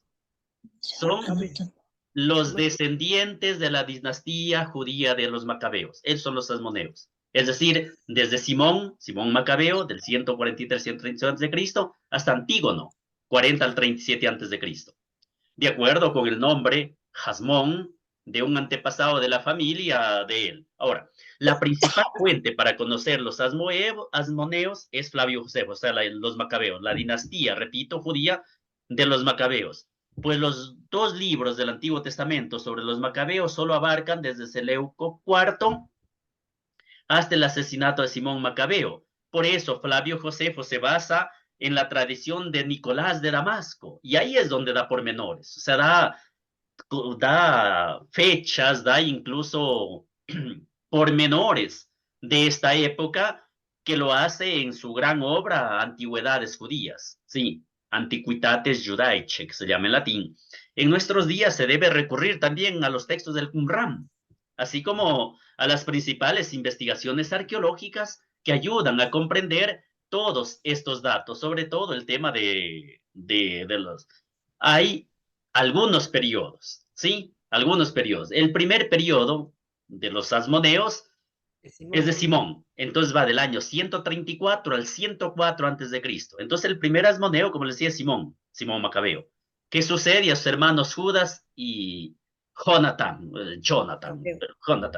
¿sí? Que reinando desde el 146 al 134 antes de Cristo, que ocupa Jaffa. Jaffa es en la costa de Mediterránea, ahí cerca de Tel Aviv, la ciudad actual, y manda a sepultar con honores a su hermano Jonathan, que lo vence ahí en Trifón, en el mausoleo de Modín. Ahí la primera Macabeos 3:25-30 relata muy minuciosamente todos esos acontecimientos. En cambio, en el 142, Simón reconoce la autoridad del rey Seleucida de Siria, Demetrio II, quien lo confirma a él como sumo sacerdote, lo que supone ya una cierta autonomía del pueblo judío. Primera Macabeos 13:41 y siguientes. La fortaleza Acra, instalada en Jerusalén en el 167 a.C., se rinde ante Simón Macabeo. Y aquí es donde entra en escena su hijo Juan Hircano, que es jefe a su vez del ejército. Por eso en el año 139 a.C. se renueva la alianza con los romanos. Recordemos que les decía, estamos en el periodo romano. 5 años después, Simón Macabeo es asesinado por su yerno Ptolomeo, consiguiendo Juan Hircano escapar a la furia de quien asesinó a su padre. O sea, él logra escaparse, este personaje que les menciono, Juan Hircano, ¿sí? Y ahí es donde él, por eso lo conoce como Juan Hircano I, que del 134 al 104 a.C., sucede a Simón Macabeo como sumo sacerdote. Y aquí, claro, al inicio es como un vasallo de Antíoco VI Sidetes, el hermano más joven de Demetrio II, pero muerto este, sus sucesores se enfarcan en luchas particidas. Recuerden que ahí viene la lucha entre hermanos para tomar el control de Palestina, y ahí es donde este Hircano I, según Flavio Josefo, se da un esplendor bélico realmente. O sea, es terrible estas luchas. En el 128 a.C. concluyen las disensiones entre la comunidad de Jerusalén y el poder seleucida. Estamos hablando de Seleucida, sí, Egipto. Ahora, esto habían alcanzado un punto álgido, y ahí es donde, por las intervenciones que les hablaba de Antíoco IV Epífanes, Juan Hircano primero conquista Mádaba y extiende su poder más allá del Carmelo, al norte de Israel, Samaria, Siquem y el monte Garizim. Llega hasta Idumea, donde obliga a practicar la circuncisión y observar la ley. O sea, los territorios que va conquistando, va imponiendo las costumbres judías, el respeto a Dios, el tema de la alianza que siempre les he repetido. Y en Jerusalén procura aliarse con los saduceos y se aparta, que veo que está escrito, es faltuna, y se aparta de los fariseos. O sea, se alía a los saduceos y se aleja de los fariseos, porque los fariseos obviamente no están de acuerdo con sus situaciones guerreras, o sea, con su parte bélica. Es en cuanto al primer periodo. Hay un segundo periodo donde entra otro personaje, Aristóbulo I, del 104-103, un añito nada más antes de Cristo, porque a la muerte de Juan Hircano I, a pesar de los deseos de ser sucedido, o sea, Juan Hircano quería que su esposa le sucediera, ¿sí? Pero aquí entonces Aristóbulo toma el poder por ser su primogénito, ¿sí? Y pone en prisión a su madre y a 3 de sus hermanos, dándole, en este caso se alía con su hermano Antígono, a quien acabará traicionando y matando. O sea, eso digo, la situación acá entre familia, entre hermanos, es tremenda. Todo en alia del poder, por un lado, y sobre todo para hacer cumplir la ley de Dios, que no haya idólatras, que no haya gente que daña el culto, que va contra los mandatos de Dios. Toma el título de rey y se corona con la diadema. Realiza algunas campañas en Galilea y muere después de un año de reina. Por eso digo, apenas duró un año, porque era en tiempo de guerra, es tremendo conservar la vida. A Aristóbulo primero le sigue Alejandro Janeo, ¿sí? La esposa de Aristóbulo, después de muerto este, deja en libertad a los 3 hermanos de su marido que estaban prisioneros. Recuerden que instala como rey a uno de ellos, a Jonathan, que se hace llamar Alejandro Janeo, es uno de los hijos. Es decir, tome el apellido Janeo, Janeo es un apellido griego, o mejor dicho, un nombre griego, perdón. Y con él comienzan nuevamente las intrigas familiares en la dinastía de los Asmoneos. ¿Sí? Se casa con Salomé Alejandra, la antigua esposa de Aristóbulo, que a la muerte de su nuevo marido, en cambio, le sucederá en el trono. Le sucederá en el trono. Y con ello, Alejandro Janeo no abandona las guerras, porque él quiere aumentar más tierras. Sí, conquista la torre de Estratón y Adora, ocasión que se enfrenta con Ptolomeo Latiro, que expulsado de Egipto por su madre Cleopatra, reinaba en Chipre y que había sido llamado en socorro a los habitantes de Ptolema, es decir, de Acre. ¿Sí? Conquista, saquea e incendia la ciudad de Gaza. Flavio Josefo aquí da detalles espeluznantes de todo esto. Terrible. Y solamente por motivos políticos se abstiene de atacar a Ascalón, otra ciudad muy importante en la época. Se dirige más tarde a Moab, extendiendo su dominio hasta esta región. ¿Sí? Y a lo mejor nos ayuda a comprender todo esto el libro de los Números 24, 17 y siguientes. ¿Sí? Eso. Muy bien, ahí en el chat han escrito ahí, joya de guau, exactamente, terrible, terrible esta situación. Las conquistas de Janeo no tuvieron simpatía, o sea, no gozaron del crédito de la comunidad judía, en la que los fariseos son los mayores enemigos de la política de él. Entre otros motivos, por su matrimonio y por ser el título de rey sin ser de la casa de David. Los fariseos pidieron auxilio a las tropas de Demetrio III, quien le infligió una seria derrota cerca de Siquem, a Janeo. ¿Sí? Habiendo conseguido escapar, el rey castigó severamente a los fariseos. Ahí viene la venganza. Sí, como sabía que los fariseos se aliaron con Demetrio III, pero logra escapar y vuelve a Jerusalén y prácticamente masacra a los fariseos, infunde terror y con ello suscitó más antipatías todavía y se enfrentaba siempre a los fariseos.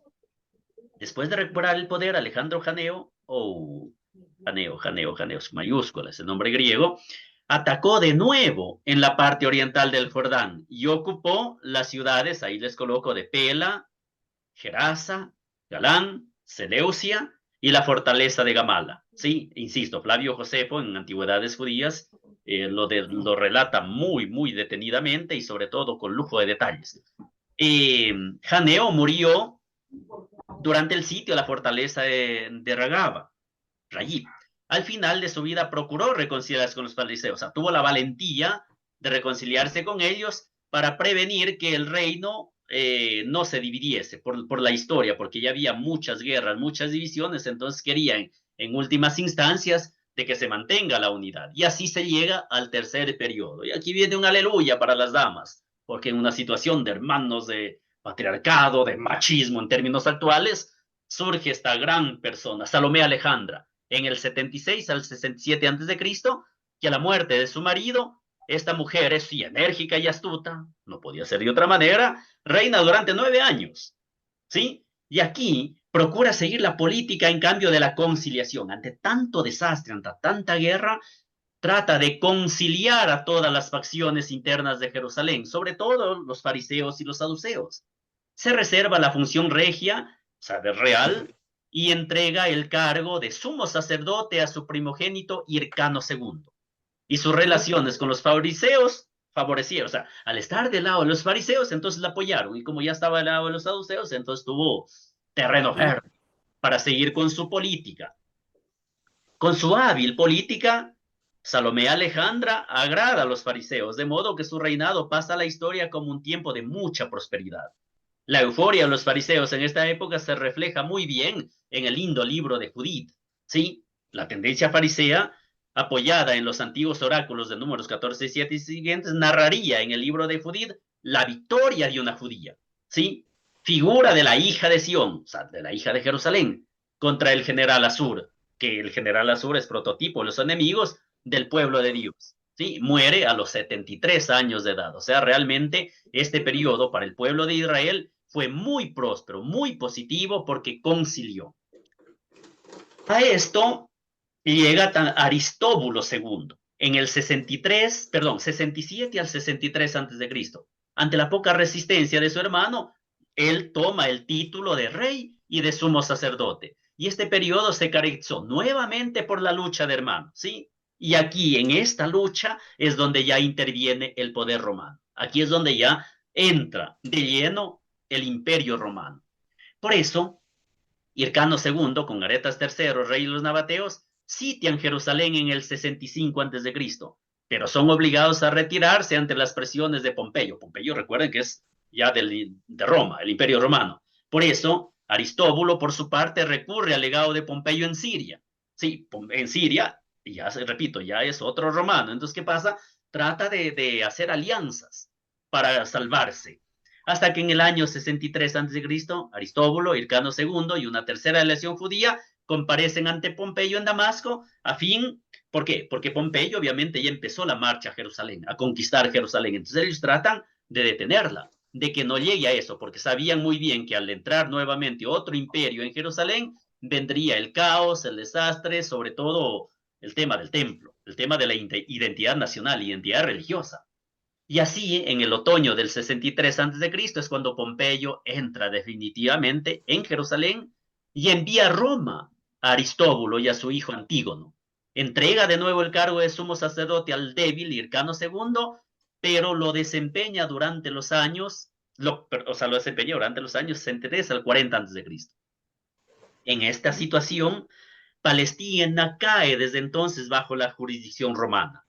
Y el idumeo Antípatro, como ministro de Hircano II, es quien, de hecho, gobierna Judea. En este periodo, entonces, ya con el poder romano, en el 47 a.C., se nombra también etnarca Hircano II, cargo que desempeña desde el 47 al 41 a.C. Y en esta ocasión es Herodes. Esto ya nos suena muy familiar ya. Herodes, hijo de Antípatro, es el estratega de Galilea y ya demuestra su fuerza y astucia política en la represión de la revuelta de Ezequías, es decir, las sublevaciones que habían. Aquí el poder romano, o sea, los romanos son muy enérgicos, ¿sí? Por lo tanto, la influencia de Herodes aumenta y en el año 41 a.C., Marco Antonio lo nombra tetrarca, es decir, le da más poder todavía, más poder en la región de Palestina, en la región de Galilea, en definitiva, en la tierra de Israel. Y así se cierra el cuarto periodo, que va del 40 al 37 a.C. Antígono. Cuando los partos invaden Siria y Palestina en el 40 a.C., Antígono aprovecha su auxilio para hacerse nombrar rey y sumo sacerdote por 3 años. Ahí es cuando Herodes huye a Roma. Hircano II es mutilado por Antígono con el fin de incapacitarle para el cargo de sumo sacerdote. Y los partos lo exilian a Babilonia, donde permaneció hasta el 36 a.C. A ver, Herodes, mientras tanto, ya como huye a Roma, entonces ahí en Roma aprovecha, ahí sí Herodes aprovecha y consigue que el Senado romano le nombre rey a finales del 40 a.C. Y ahí es donde se alía con la familia de los Asmoneos, es decir, la dinastía de los Macabeos. ¿Y cómo realiza esto? Herodes ahí se casa con Mariamne, ¿sí? Mariamne I, nieta de Aristíbulo II y de Hircano II, y ahí es donde lucha contra Antígono, desde el 29 al 37 antes de Cristo. Flavio Josefo, en Antigüedades Judías, capítulo 14, 12:1, lo narra muy minuciosamente. Entonces el poderío de la dinastía de los Asmoneos es aquí donde llega a su fin, cuando Herodes toma Jerusalén en el año 37 y pasa a ser un rey, el rey de Jerusalén. Recuerden por ahí Herodes, rey, el rey Herodes, y ya viene el tema Cristo. Entonces aquí los representantes de los asmoneos encuentran la muerte ante la furia de Herodes. Terrible, Herodes fue terrible. En el año 35 antes de Cristo, Aristóbulo III, hermano de Mariam, o sea, la esposa de Herodes, es nombrado sumo sacerdote por él, por Herodes, bajo las presiones, eso sí, de su madre Alejandra. Pero al final de ese año, y por orden del mismo Herodes, Aristóbulos III es ahogado en los baños de Jericó, después de la fiesta de las tiendas. Y aquí Hircano II, que regresa del exilio en el 36 a.C., es igualmente ejecutado en la primavera del año 30 a.C. Y Mariam es mandada a matar por orden de su marido, o sea, por Herodes. ¿Sí?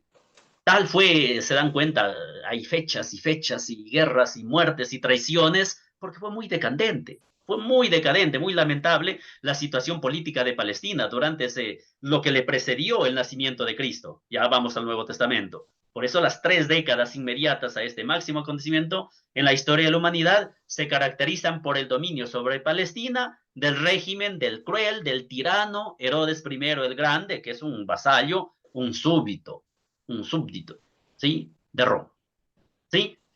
Tranquilos, ahí está, gracias porque se termina este tema, pero no se me vayan. Recuerden que yo tengo hasta las 9, es que no les voy a dejar en paz, ¿sí?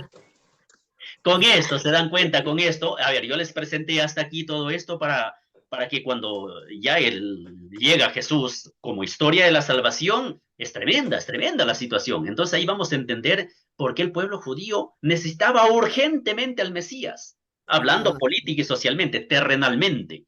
Claro que después será otro contexto, pero es muy importante. Por eso con ello quiero pasar directamente a Jesús. Yo quería realmente esta noche terminar acá, pero como tengo unos minutitos, aprovecho al menos para presentar la primera parte de Jesucristo, de Jesús, para mañana que no sea tan extenso, porque mañana tenemos el tema de Jesucristo y tenemos el tema de la iglesia, Pentecostés, parucía, que es muy importante. De entrada también les digo y les menciono que el tema, a ver, de Cristo, permítame compartir así. Así estamos. A ver, ¿alguien está por ahí con el micrófono encendido? Están escuchándose, está oyéndose una radio. Ya, a ver, digo, vamos a compartir Jesucristo. Él les decía, a ver, aquí les he puesto la historia, a ver, vamos a ver a Cristo dentro del plan, mejor dicho, de la historia de la salvación, como es la materia. Por eso aquí brevísimamente el tema de la encarnación, el ministerio público, el misterio pascual. A ver, queridos hermanos y hermanas, les presento esta parte de Jesucristo, no tanto como cristología. ¿Por qué? Porque yo ya vi el programa de materias que tienen. Después de la historia de salvación, justamente tienen cristología con el padre Fernando Dávila, padre dominico, un dogmático de primera. Sé que van a aprender mucho, les va a gustar. Ahí sí creo que van a tener un profesor, no como ahora. A ver, entonces por eso acá me limito, no por pereza intelectual o por no comprometerme, no, hablar de Cristo, Dios mío, es una belleza y me apasiona también. Allí, cuando yo hablo de cristología, siempre recuerdo al Papa Benedicto XVI, cuando escribió los 3 tomos de Jesús de Nazaret, ¿se acuerdan? Los 3 tomos. Y claro, en una entrevista que concedió le preguntan, dice, su santidad, dice, ¿para qué escribí una vida de Jesús de Nazaret? Si hay, bueno, no le dijeron estas palabras, pero le dieron a entender, si hay expertos, hay exégetas, hay biblistas, que ya hay tantísima obra y usted para qué escribe. Y me encantó y siempre transmito a los estudiantes, bueno, ustedes no son estudiantes, son colegas, y él utilizó 3 verbos. Dice, yo escribí para que lo conozcan, conocer a Jesús, conociéndolo, lo amen a Jesús y se comprometan. Y por lo tanto lo sigan. ¿Sí? 3 verbos. Conocer, amar, seguir a Jesús. Entonces, yo creo que la catequesis también va por allí. O sea, la catequesis, la doctrina cristiana, es para conocer a Jesús, para hacer experiencia de Jesús y hacerlo experiencia en la iglesia, como iglesia y a través, qué lindo, de los sacramentos. Con ello, entonces, inicio esto de Jesucristo. ¿Qué tenemos acá? Les decía, como ya van a tener después de esto Cristología, así es que le paso la batuta al padre Fernando Dávila, que les decía. En todo caso, la Cristología en sí se la puede dividir en 3 etapas. Eso es para que tengan un panorama general. Ya en la materia en sí, ustedes van a ver muy detalladamente, sobre todo de manera sistémica, o sea, gradual.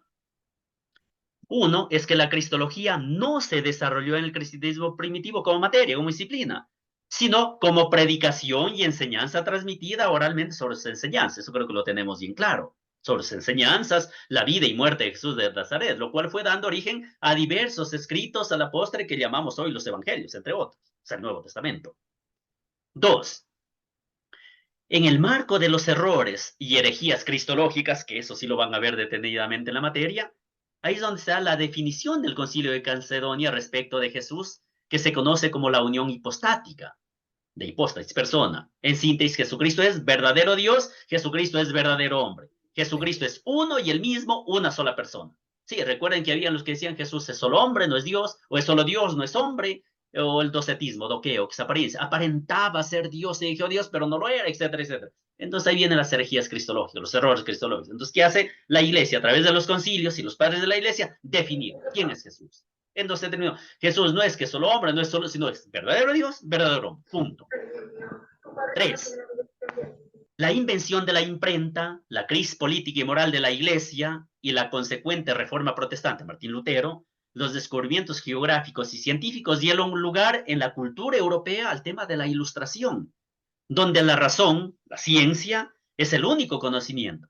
En Cristología se pone en discusión sobre la autenticidad histórica de los evangelios y la consecuente historicidad de la vida y muerte de Jesús de Nazaret, y llegando incluso a dudar de su existencia. A ver, como hablamos de historia de la salvación, dejo de compartir, así me ven, aunque no les guste. A ver, es importante esa tercera parte, o sea, todas las partes son obviamente la predicación, la tercera parte porque ahí habla de la ilustración. Que la ilustración, ustedes conocen históricamente, nos ubicamos en el siglo XVII, final del siglo XVII al XVIII. ¿Qué es la ilustración? De ahí viene el iluminismo. Es lo que se llama la diosa razón, o es la ciencia por excelencia. ¿Qué? A ver, a nivel religioso, ¿qué era? La ilustración es sin Dios, sin religión. ¿Por qué? Porque Dios y la religión, la fe y todo esto no es ciencia, no es razón, es racionalismo. No es razón, es decir, no se lo puede comprobar, palpar, ver, como la matemática, la biología, lo que se hace a través del microscopio, de la borda, etcétera, etcétera. Entonces, no es ciencia. Entonces, ¿qué pasa? Y ya con lo precedente que se dio Martín Lutero, la reforma, contrarreforma, entonces, allí ¿qué pasó? Era ciencia, es algo científico, es algo histórico, solo lo que se puede ver, comprobar, lo que se puede decir esto es o no es. ¿Sí? Aquí le estoy dando así muy velozmente pinceladas de esto. Entonces, ante esta situación, ¿qué pasa con Cristo? Hasta la época, por ejemplo, se leía el Evangelio de Mateo, los sinópticos, o el Evangelio de Juan, o cualquier escrito de la Biblia, y uno no se preguntaba, ¿será el autor? ¿Quién será? ¿Será cierto? No sé, se daba por hecho que eso es palabra de Dios, punto. Pero a partir de la ilustración del iluminismo, en cambio, viene la duda. No la duda de la iglesia, la duda de la fe, no, sino sobre la autenticidad. ¿Es auténtico? ¿Jesús realmente hizo eso? ¿Jesús hizo milagros? Él dijo, cuando dice, y Jesús dijo, vengan a mí los tengan cansados, ¿realmente lo dijo Jesús? ¿O lo dice el autor del Evangelio? ¿O lo dicen los, no sé si me hago entender? Entonces, es la historicidad, a eso se debe. Y eso ayudó la ilustración, o sea que aquí en la iglesia también nos replanteemos racionalmente, o sea, científicamente, desde la ciencia, ¿quién es Jesús? Claro, porque en unos ámbitos llegaron a negar, ¿existió realmente Jesús? Claro que para nosotros los católicos, ustedes catequistas, o sea que esto choca. O sea, existió Jesús. Y entonces, por eso, en Cristología se estudia una parte histórica, donde hay unas fuentes judías, unas fuentes extracristianas, unas fuentes romanas, hay las fuentes, obviamente, del canon, en este caso bíblico, escriturístico, que son fuentes, y ahí vamos a darnos cuenta que Jesús, claro que existió. Ahora que yo crea que es hijo no de Dios, es otro tema, pero Jesús existió, nació en Belén, o sea, ya viene la parte geográfica, viene la parte arqueológica, la misma parte histórica, ¿sí? Por eso esa tercera fase de la cristología es muy importante porque con eso nos adentró a estudiar más para comprender mejor a Jesús de Nazaret. Y Benedicto XVI se le empieza justamente con ese diálogo que hace Jesús con Herodes. Ahí cuando le dice, ¿y quién eres tú? Y claro, ahí viene ¿y quién es Jesús? Viene la pregunta, ¿quién es Jesús? ¿O quién es Jesús de Nazaret? O recuerden la confesión de Pedro en Cesarea de Filipo. ¿Quién dice la gente que soy? Una serie después. ¿Quién dicen ustedes soy yo? Tú eres el Hijo de Dios. Tú eres el Salvador. ¿Quién es Jesús? Esa es la belleza en general, obviamente, de la cristología. Ahora, ¿a dónde nos va a llevar toda esta situación? Y ahí es lo que quiero adentrarme a esta primera parte. Pero tengo que compartir. Permítame un segundito. Y si me estoy pasando a las 9, me dicen, hey, ya son las 9, ¿sí? Si no, no, ¿de qué hablamos mañana? No nos quedaría nada por realizar. Nadie va a decir nada. Bueno,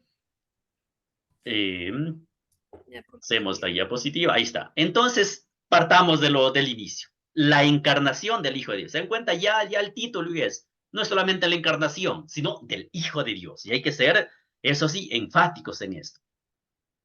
¿En qué consiste entonces, o qué es la encarnación de Jesús, del Verbo de Dios?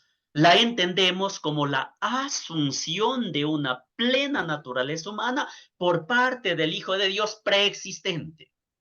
Esta formulación coincide lo que ustedes conocen en el catecismo de nuestra iglesia, el cual añade a esto la finalidad de la encarnación, que es la salvación del género humano.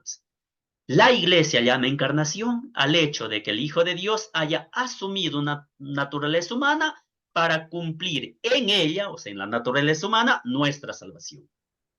Y aquí es donde se incorpora una reflexión trinitaria y una dimensión histórica a la teología actual que nos permite contemplar la encarnación no solamente como un tema metafísico, si la unión de Dios y el hombre, sino como una apertura a la historia de los hombres al misterio trinitario, a partir del momento culminante de la historia de la salvación, que es el donarse, la donación del Hijo de Dios a la humanidad. Es la encarnación.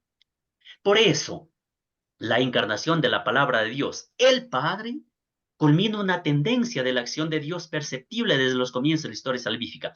A los humanos les será posible encontrarse con Dios porque Él ha prometido estar entre ellos y con ellos. Desde la revelación del Éxodo, por eso vimos la historia de la salvación, la expresión yo soy equivale en Cristo a yo estaré con ustedes hasta el final de los tiempos. Por eso los hombres y mujeres del pueblo de Dios, de hoy, nosotros también como iglesia, lo podemos buscar y lo podemos encontrar, dice el Catecismo de la Iglesia Católica, en el número 4161. ¿Sí? Está esto así como una ligera introducción. Miren, Jesús, Hijo de Dios e Hijo de María. Por eso es verdadero Dios y verdadero hombre. Adentrémonos así el tema de la encarnación. El verbo se hizo carne, dice el prólogo de San Juan. ¿Sí? Y el testimonio de la Sagrada Escritura en este dogma de la encarnación del verbo realmente es muy explícita. ¿Sí? Se trata de, y aquí, y esto les aclaro de manera concisa, no se trata de indicios o insinuaciones de que Dios se hace hombre. No, no, no, no. Sino de la más profunda afirmación de fe y de la teología. Es que la palabra se hizo carne y habitó entre nosotros realmente. Y el Nuevo Testamento, o sea, en el Nuevo Testamento esta frase no brota como una afirmación aislada y descontextualizada en el cuarto evangelio, o sea, en San Juan, sino que se trata de un tema altamente desarrollado y central en él. Brevísimamente, aunque ahí ténganme paciencia, hay muchísimo texto, pero lo vamos desarrollando. Los sinópticos, Mateo, Lucas, ¿sí? Y Marcos afirman la encarnación, aunque no lo hagan de la manera teológica como lo hace el Evangelio de San Juan. Por ejemplo, Mateo y Lucas, en las narraciones de la infancia, suponen que Jesucristo, el Jesús de la historia, nacido de María Virgen, es alguien que viene de Dios. Eso sí es claro. Que de él ha salido, o sea, de Dios. Es el Hijo de Dios. Es el Hijo del Altísimo. No solo pertenece a Dios, sino que es el Emmanuel, es el Dios con nosotros. ¿Sí? Por lo tanto, el arraigo del hombre Cristo Jesús en la intimidad de Dios viene indicado por las formulaciones que los mismos evangelios de la infancia se refieren al Santo Espíritu, cuando dice, lo engendrado en ella, o sea, en María, es del Espíritu Santo. ¿Sí? Estas afirmaciones están suponiendo que en Jesucristo hay una dimensión escatológica. En virtud de esta dimensión divina, Jesús expulsa a los demonios, pero dice, con el dedo de Dios, esto es con el Espíritu Santo, Mateo 12:28. Por eso cuando el Mesías adviene a la historia humana, el reino de Dios está dentro de vosotros, Lucas 7:21. Por lo que se refiere a la muerte y resurrección de Jesús, recuérdenlo cuando el centurión romano afirma lleno de fe cuando dice, verdaderamente este hombre era el Hijo de Dios, o es el Hijo de Dios. Marcos 15:39. Pero yo me quiero detener más en el prólogo de Juan. Sí, el texto y contexto de este cuarto evangelio. Y el evangelista Juan distingue el plano del principio, en arges, en griego, del plano de la historia. Es decir, en el principio existía Dios y preexistía el verbo de Dios. Pero en la historia, el verbo se hizo carne y habitó entre nosotros. El tema del verbo que se hace hombre enlaza con el tema, les decía, de la donación y envío por parte de Dios Padre de su mismo verbo Hijo a los hombres. Porque eso Juan 3:6 dice, porque tanto amó Dios al mundo que dio a su Hijo único. Y aquí es donde vamos a establecer una continuidad entre el momento de la encarnación y la Pascua. Eso sí, les pido estar muy, muy atentos a eso, o sea, encarnación y Pascua. ¿Qué significa esto? Como si la encarnación no estuviera completa hasta el momento de la cruz y de la resurrección, es eso. Y realmente es así. Lo más hondo y decisivo del hombre es su muerte. Ahí está el máximo enigma humano, ahí está el máximo fracaso incluso, pero asimismo la más grande posibilidad de ser humano, cuya apertura al infinito tan solo podría realizarse a través del paso de la muerte a una vida plena, que es el tema de la encarnación.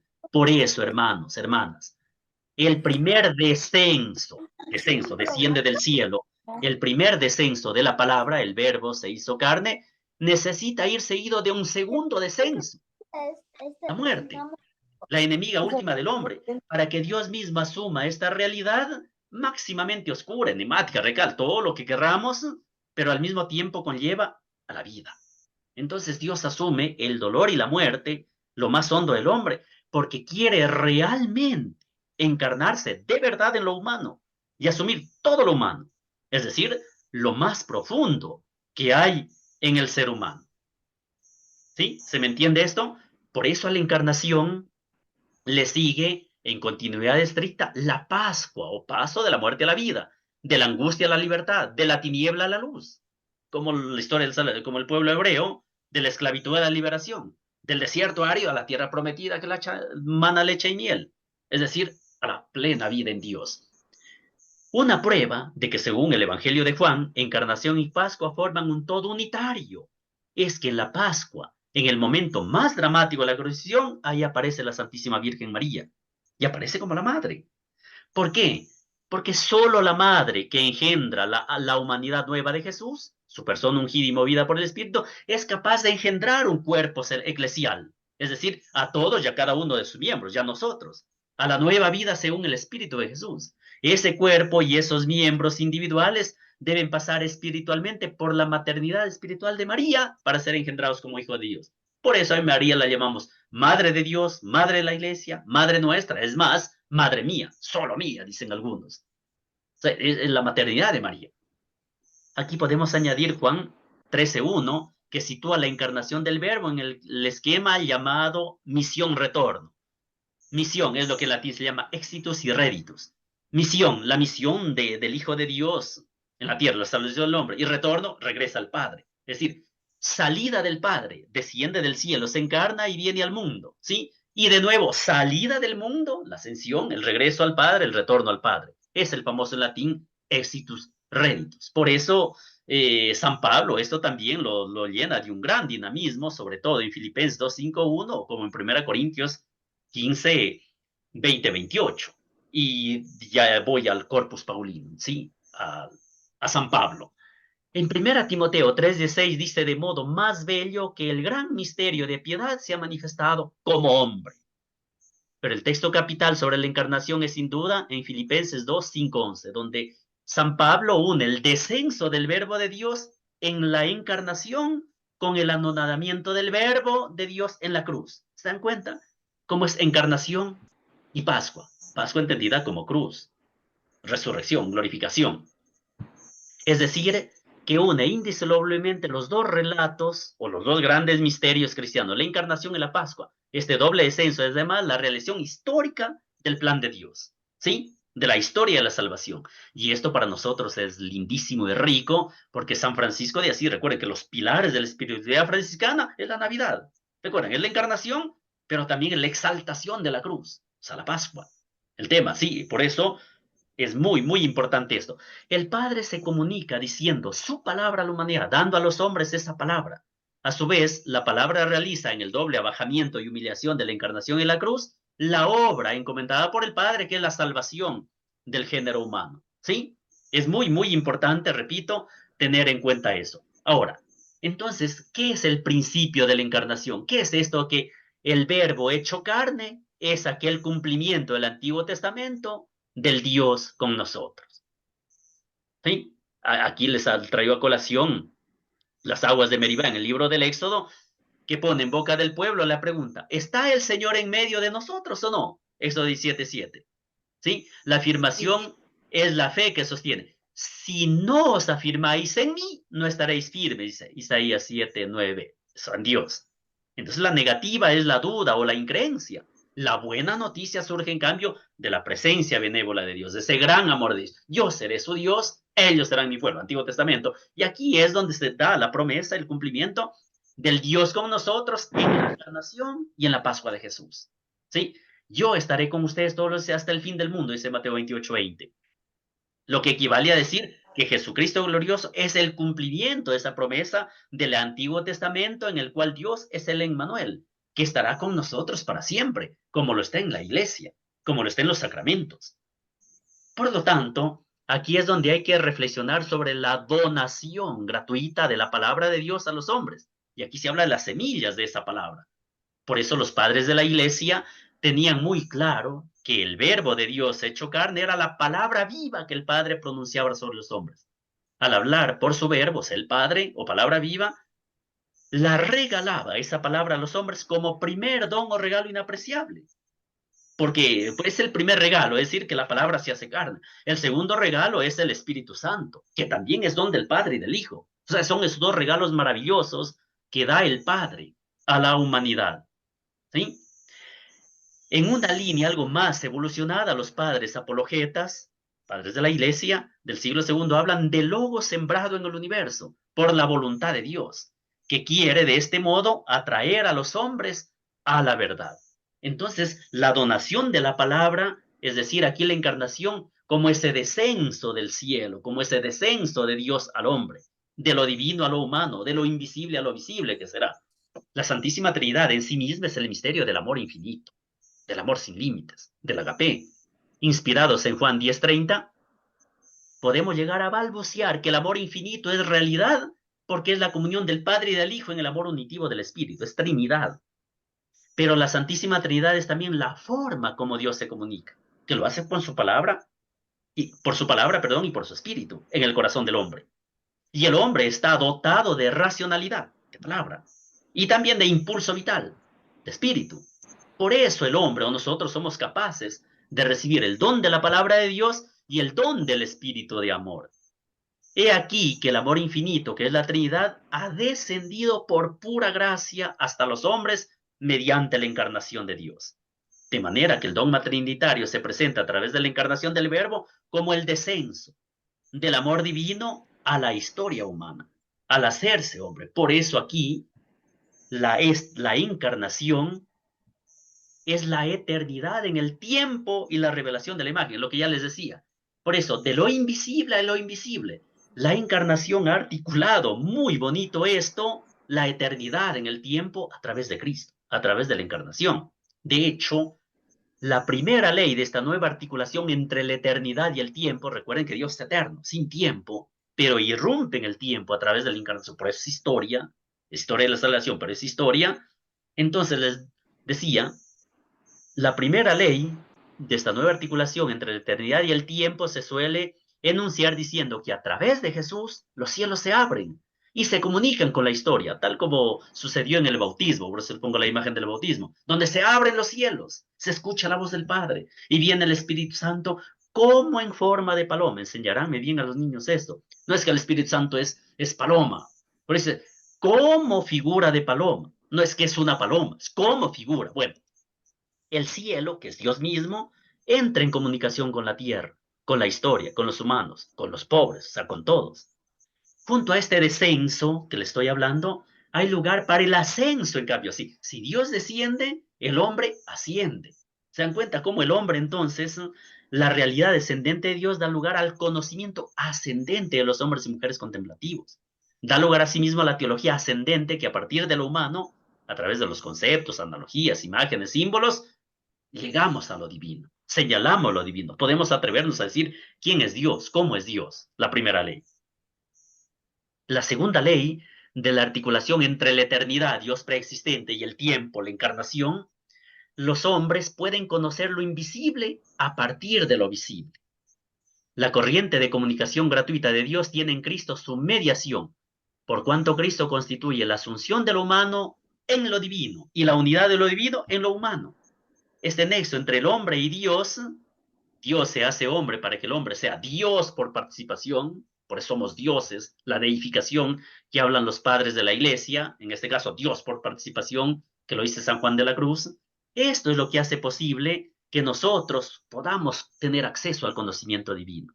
Hace posible conocer lo invisible a través de lo visible, que es Jesús encarnado, que es la creación. Lo visible se convierte en sombra, imagen, semejanza de lo invisible, es decir, de los bienes futuros que esperamos. Sombra, imagen, semejanza de lo divino, que es el reino de Dios. Todo esto se expresa en el célebre y lindo prefacio de Navidad, prefacio 1 de Navidad, que dice: porque gracias al misterio de la palabra hecha carne, la luz de tu gloria brilló ante nuestros ojos con nuevo resplandor, para que conociendo a Dios visiblemente, Él nos lleve al amor de lo invisible.